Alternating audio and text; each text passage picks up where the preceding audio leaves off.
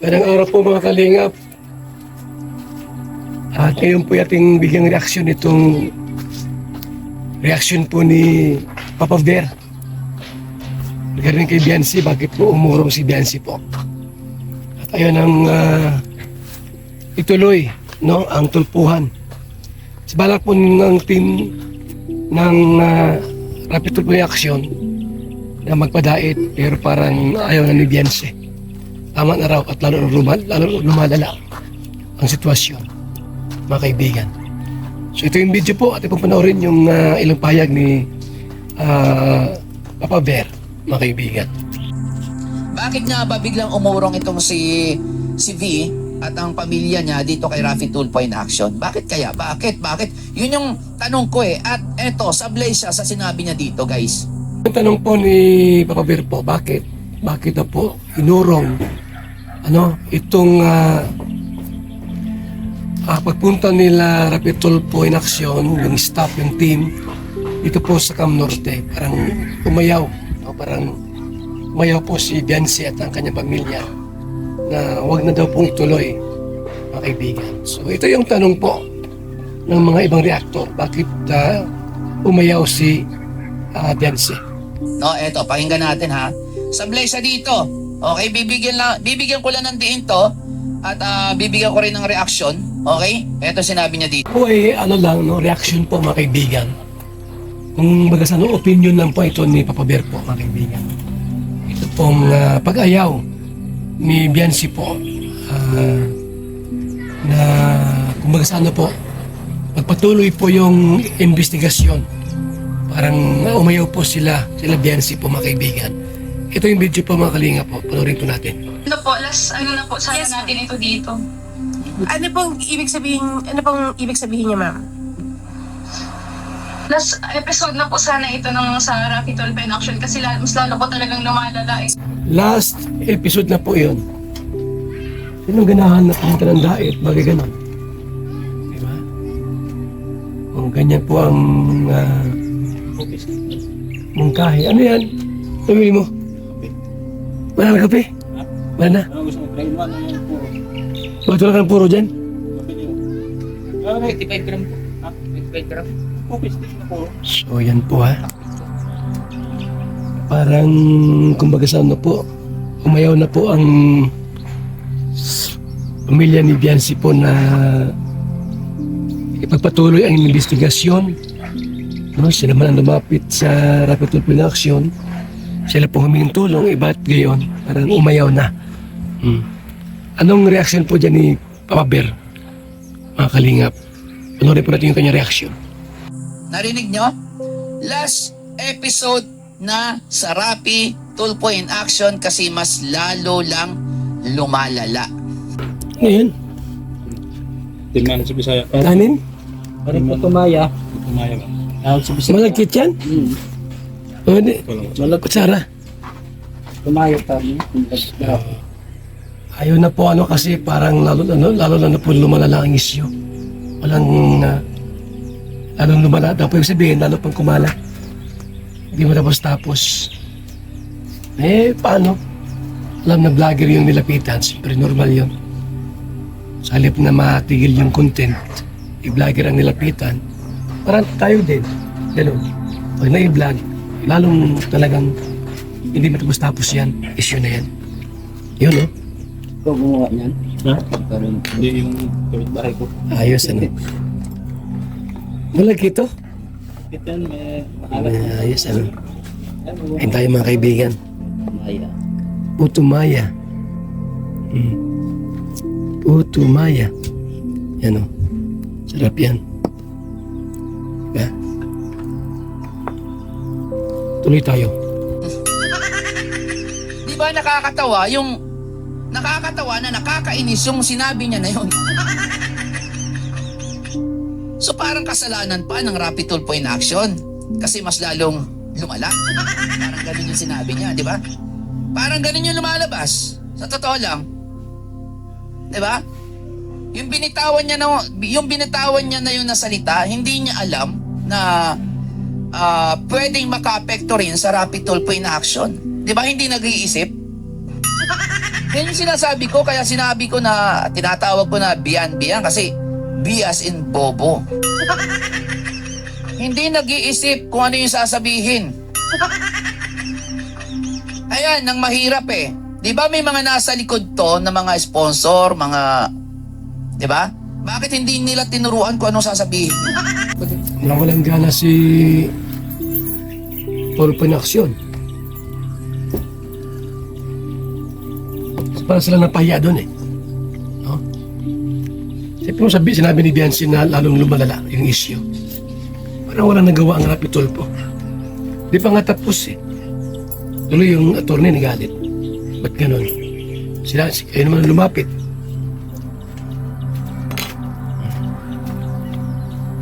Tuloy po natin mga kaibigan. Di ba? Ate Rodora Ligoro, may galab shoutout sa'yo ha. Di ba? Feeling, sabi niya dito, sabi ni Trico, feeling niya, kaya niya manduan ng tulpo yun eh. Yun. Isa pa yun. Eto parang sa tono ng pananalita niya kasi dito guys, parang kasalanan pa ng Rapi Tulpo in Action kung bakit lalong lumala ang sitwasyon. Di ba? Bakit hindi mo kaya sisihin yung sarili mo? Ha? Bakit hindi mo sisihin yung sarili mo? Ba't parang sinisisi mo pa ang Rapi Tulpo in Action? Pagkatapos natanggapin nila kayo dyan ng paglapit nyo, tapos parang papalabasin nyo na dahil sa Rapi Tulpo in Action mas lalo pang dumala. Kaya naman, gusto mo last episode na? Ganun ba yun? Grabe no? Karapatan mo naman yan kung umayaw ka na o kung ano, pero iba yung salita mo. Okay na sana yung sinabi mo na lang na, pwede po bang last episode na lang? Yung wala ng karugtong, kaso may karugtong eh. At yung karugtong, yung nagpasira o doon ka pumalpak sa karugtong na sinabi mo na kasi mas lalong lumalala. Oh. Kape.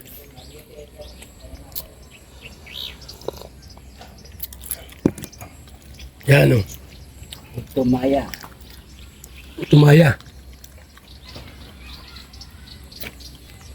So yan po mga kalingap. Tuloy ito yung video po. Yung ating pinapanood ngayon. Tara. Sa lahat ng napanood ko sa Rapi Tulpo in Action, ngayon ko lang narinig, no? Sa na-interview sa Rapi Tulpo in Action, yung ganitong salita na kasi mas lalong lumalala. Pambira, no? Pahamak. Oo nga naman mga kaibigan, wala pang ibang mga nagsumbong kay Rapi Tulpo na nagpayag ng ganon na lalong lumala ang issue, problema. Kaya kumbaga sa ano po, di pa nga tapos yung ginawa ni Rapi Tulpo in Action, part 3 pa lang, abay ayaw na po. Di paano yun, di matapos. Kayo guys, tatanungin ko kayo ha, yung real lang tayo. Meron ba kayong napanood na sa Rapi Tulpo in Action na sinabing last episode na ito, itigil na po kasi mas lalong lumalala? Ako guys, sa totoo lang, ngayon lang ako nakapanood ng ganyan doon. Sa totoo lang, ngayon lang ako, kaya naman napansin ko. O di ba? Meron pa bang iba nakapansin dito sa mga reactor na dito sa salita niya na to? O ako lang yung nakapansin guys? Ako talagang pag pinanood ko yan, lahat ng salita dyan, i-analyze ko yan. O, di ba? Parang ako lang yata nakapansin, ano? O, ako lang din nakapansin sa salita niya na to. Meron na bang nagbigay ng reaction about sa salita na to? Simpleng salita lang yan, pero grabe yung ano niyan, lalim. Di ba? Ikaw ba naman sasabihin mo? Last episode na po ito. Oo, kasi mas lalong lumala po. Kumbaga parang, alam mo sa part ng Rapi Tulpo in Action, parang nakaka-open talaga yon. Ano yun, pambabastos yun no? Parang pang-yurak. Tama mo, no? Rapi Tulpo in Action, Rapi Tulpo na po yan. Tapos sasabihin ng ganon. Ano yun, dagok yun. Pero pa naman mga anti-rapid tulpo na aksyon. Dami din mga bumatikos. Tapos siyempre, yung mga ganong klaseng salita, pwedeng matikosin yan. Si rapid tulpo na parang walang nagawa sa nangyari sa kaso. Samantalang di pa nga tapos, ayaw na agad nila Beyonce at na kanyang pamilya. Di ba? Nakaka-opinion yung sabihan ka na, ikaw yung lumapit dito sa Rapid Tulpo in Action. Tapos, nakakadalawang episode pa lang tayo, gusto mo nang itigil kasi sasabihin mo, mas lalong lumala. Parang, di ba? Parang, kasalanan pa ng Rapid Tulpo in Action pala, para kaya lumala yung sitwasyon. Mahilig sila, na yung kasalanan nila, iisisi sa iba. Shoutout kay Kuya Brooks. Ayan, shoutout kay Kuya Brooks, bigyan natin ng si Kuya Brooks. Parang si Kuya Brooks, rin to, no? Naririnig ko yung na Brooks, Okay, so bigyan natin ng blue name. So, ayun,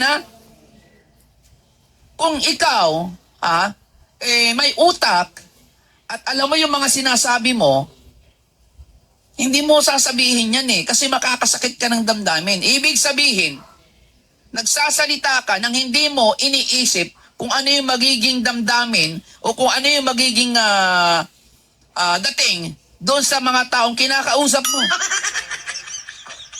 Wala ka talaga respeto. Tapos iiyak-iyak ka dyan at sasabihin mo na konting respeto naman. Diba? Napakawala mong respeto tapos gusto mo irespeto ka, Bi. Diba? Kayo guys, sa tinagal-tagal ko ng panonood sa Rapid Tulpo in Action, never po ako nakarinig dyan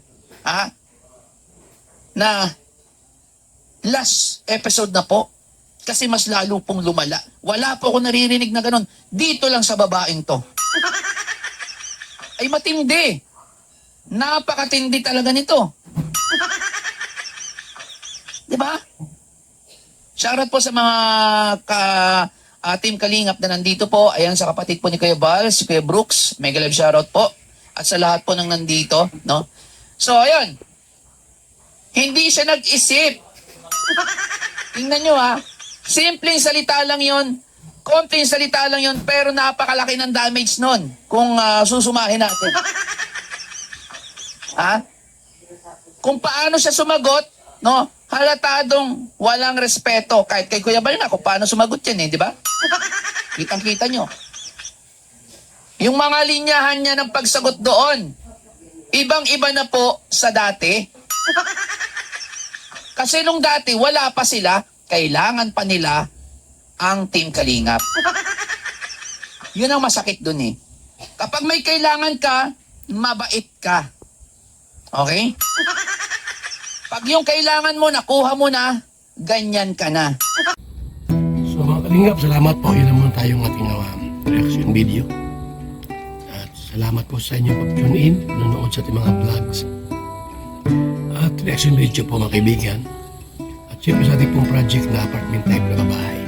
Salamat, mabuhay, God bless. Ito ang project natin.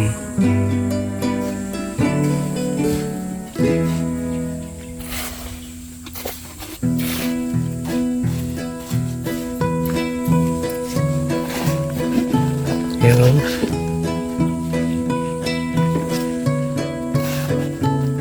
Gusto pa na agad matapos to. Mabilisan.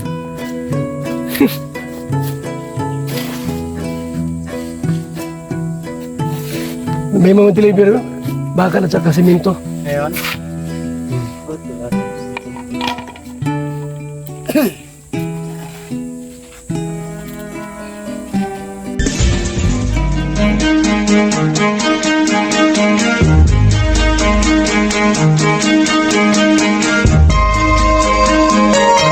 Ito ang palatuntunang tunay na lingkod bayan. Ang programang tututo sa kapakanan ng mga mamamayang kapos sa kapalaran. Si Kuya Val Santos Matubang, ang inyong katuwang. Si Kuya Val, kasangga sa kahirapan, kaagapay sa kalusugan, kakampi ng mga inaapi. Magbibigay pag-asa sa mga taong nawawala na ng pag-asa sa buhay, sa mga batang biktima ng kahirapan, sa mga matatandang napapabayaan. Si Kuya Val, ang inyong sandigan. Val Santos Matubang, sa palatuntunang lingap sa mahihirap.